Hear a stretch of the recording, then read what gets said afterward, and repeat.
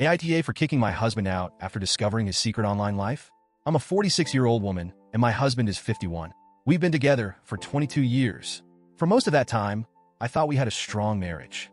Sure, we've had our ups and downs like any couple, but I always believed we were in this together. Lately, though, something has shifted. Over the past few months, I've noticed my husband being more secretive. It started with his phone. He always seems glued to it, and anytime I walk into the room while he's texting, he quickly hides the screen or turns it face down. I'm not someone who naturally jumps to conclusions, so at first, I didn't think too much of it. But then, when I casually asked who he was texting, he got defensive, almost angry. "You're so suspicious," he'd say. "You're acting crazy. Why don't you trust me?" I brushed it off, telling myself I was overthinking. I've never been the type to pry, but his reaction planted a seed of doubt in my mind.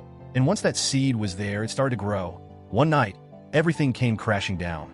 I woke up in the middle of the night, couldn't even tell you why, and saw his phone sitting on the bedside table. I felt a pang of curiosity, then guilt. I told myself I was being paranoid, but something in my gut wouldn't let me go back to sleep. So, I picked up his phone. I don't know what I expected to find. Maybe I thought I'd open it, see nothing suspicious, and feel silly for doubting him. Instead, what I found shattered me. The first message I saw was from a 25-year-old woman. He told her he loved her. He was asking her for pictures and videos, things I won't even repeat here because they make me sick to think about. My hands were shaking as I scrolled further.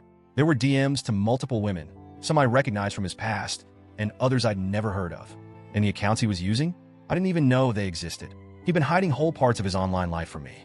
In that moment, something in me broke. I didn't cry. I didn't scream. I just shut down. I got out of bed, went to the closet, and started folding his clothes. I needed to do something, anything, to keep myself from falling apart. When he woke up and saw me packing his things, he looked confused. "What are you doing?" he asked. I didn't say a word. I just handed him his phone. The color drained from his face. He knew. At first, he tried to explain. "It's just flirting," he said, his voice panicked. "You don't understand. It's harmless."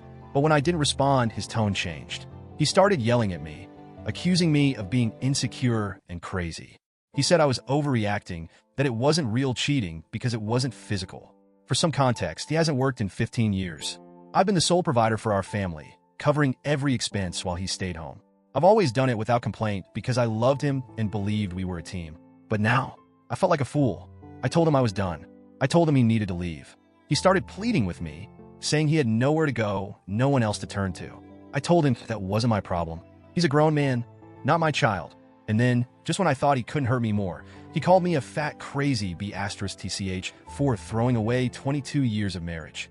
That was the moment I knew I couldn't forgive him. I told him he could stay on the front porch until he figured out where to go. It's an enclosed space. Not as cold as outside, but not exactly comfortable either. I knew it was harsh, but I couldn't bear to have him in the house with me. Update. Thank you to everyone who commented and sent messages. Your kindness has been a lifeline. When I got home from work, he was still on the porch. To clarify, it's more like a mudroom. Chilly, but not unbearable. I let him in so he could eat, use the bathroom, and talk. He started apologizing again. He said he wouldn't do it anymore, that he didn't mean to hurt me. He begged me to think about our history together, to consider the good times. He said I was throwing away 22 years over something that wasn't physical. But this time, his words didn't sway me. I pulled up his messages again, the ones I'd read the night before, and began reading them out loud. I got about halfway through before I broke down crying. I couldn't help it. The betrayal felt so raw, so personal. I looked at him through my tears and said, You knew this was the one thing I could never forgive." His response? He called me a bitch and said he hated me. Hearing those words from him, after everything I've done for him, was like a dagger to my chest. But in a strange way, it also gave me clarity. I told him I'd posted our situation on Reddit and began reading some of your comments to him. I read the ones from married men who said they'd never treat their wives this way. I read the ones from women who've been in similar situations, who told me I'm not overreacting. And yes, I even read the funny ones calling him a splendid daddy. By the time I finished, I felt stronger. I told him he needs to figure out where he's going because I want him out by Friday. He tried to apologize again, but I'm done listening. I deserve better than this. I took his phone away, so at least he can't use it to contact anyone else while he's still here. And as painful as all of this is, I feel like I'm finally taking control of my life. I won't lie, I'm miserable. I've spent over 2 decades loving this man, building a life with him. And now it feels like I'm losing everything. But deep down, I know I'm making the right choice. Thank you to everyone who took the time to comment, message, or just read my story. You've helped me find the strength to stand my ground.